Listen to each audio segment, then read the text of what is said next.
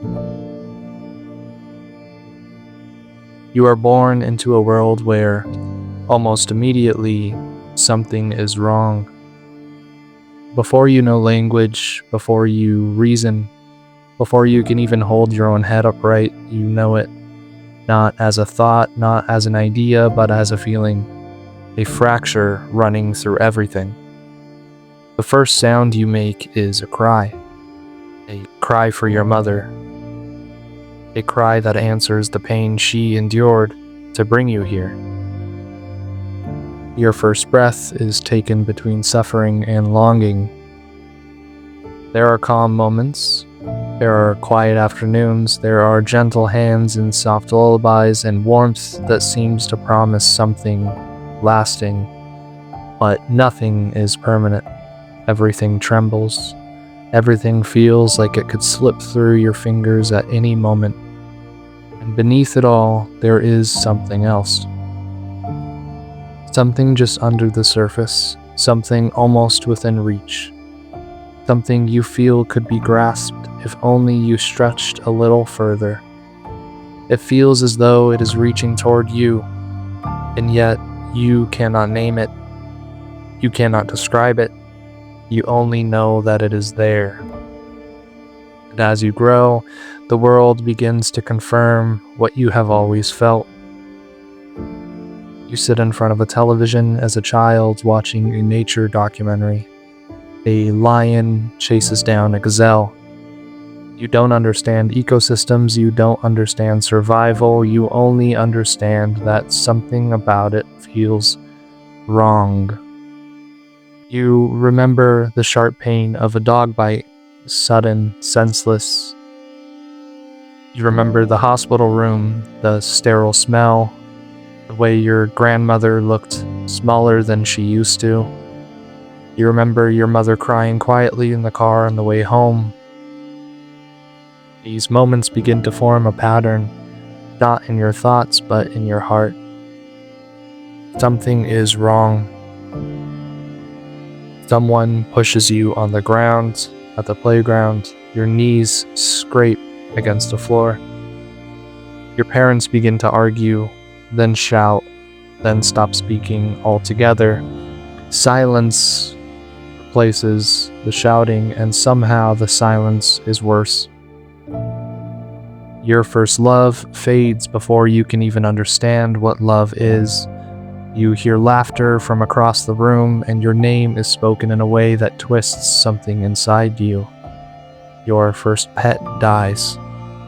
A stillness where there was once life, and then the world grows louder, and someone brought a gun to school.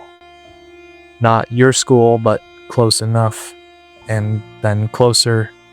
Then it happens somewhere that feels familiar, and people are dead.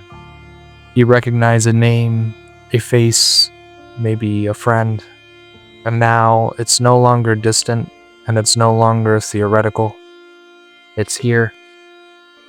You watch bombs drop from the sky on the television, and they land on people who look nothing like you yet feel like they could be your neighbor, and the world feels bad. Something is wrong. You try to explain it, but you don't have the words to explain it, and no one has given you those words, only medication to make the feeling go away, but the feeling grows stronger. And even as you are loved, even as you love others, even in laughter and in celebration, still something feels very wrong. It feels as though something was missing, or perhaps something was lost. As if the world has been tilted slightly off its axis, as if everything is out of place, but only just enough that you can't quite point to it. You begin to understand the world in images, the lion and the gazelle, the predator and the prey, and sometimes you feel like the gazelle, running, hunted, waiting for something to go wrong, as it always does. And other times, you begin to wonder if you are something else.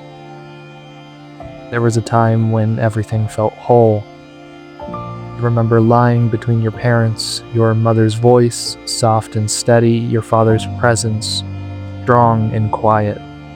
Sleep came easily then. It felt endless, and it felt eternal. But it wasn't. And now your mother cries, and there are holes in the wall, and your father leaves without saying a word.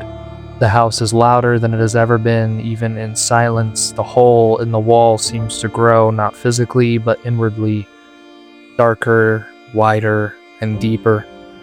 It feels like it is watching you. It feels like it is calling out, and somewhere deep inside you want to cry out too.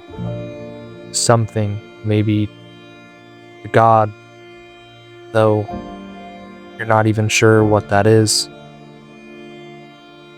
Without a doubt, something is terribly wrong. And then something else happens. You change. You push someone smaller than you on the playground and watch them fall. And something inside you responds. It feels good. You lie to your teacher, you get away with it, and it feels good. You steal something small from a store and your heart races and it feels good. Just once, you tell yourself, just once. Once becomes weekends, becomes a habit, and habit becomes an identity.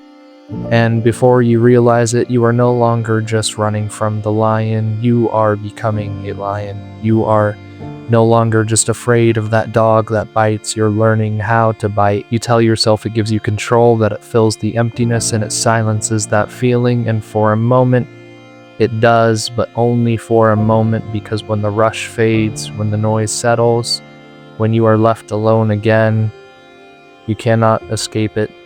Something is wrong, not just out there, but in you.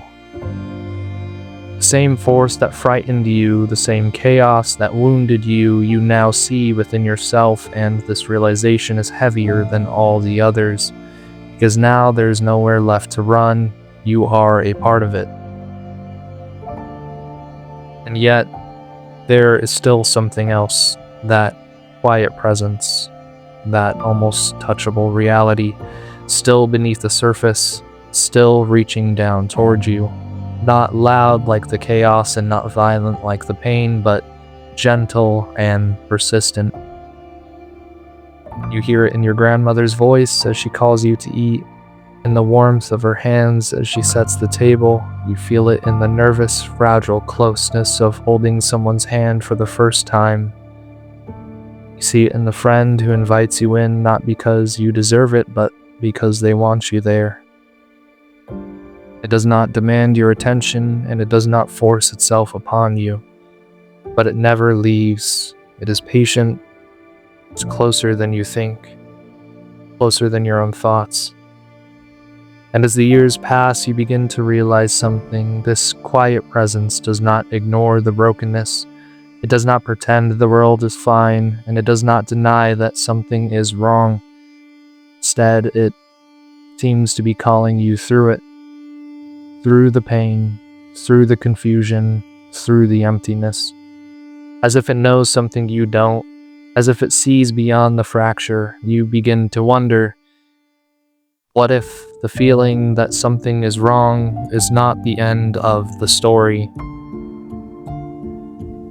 What if this ache, this constant restless awareness is not meaningless? What if it is pointing somewhere? Because if something is wrong, then something must have been right. If something is missing, then something must have been there. If something feels out of place, then there must be a place where that thing belongs. And if you can feel it, even faintly, then perhaps it is real. And perhaps it is not just reaching out to you, perhaps it has already come looking for you, not as an idea, not as a distant force, not as something hidden beyond reach, but into this very world, this broken, aching, fractured world, into the suffering, into the confusion, into the darkness that you have always known, not to stand far off from it, but to enter it and take it upon himself. To walk among lions as the hunted, to be wounded by the same violence, to stand in the midst of death and not turn away. The quiet presence you have always felt, the thing just beneath the surface, has a face and a voice.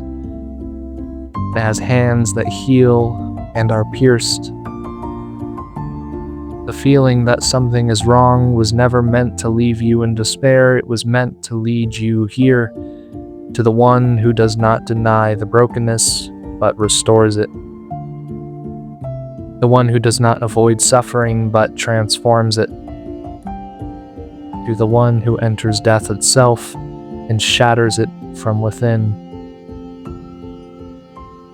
This is not the end of the ache, but it is the answer to it. Because there is something wrong. Because there is something wrong, and you are not wrong for feeling it. The story doesn't end there, though. Because Christ has come, and in him, what is broken can be made whole.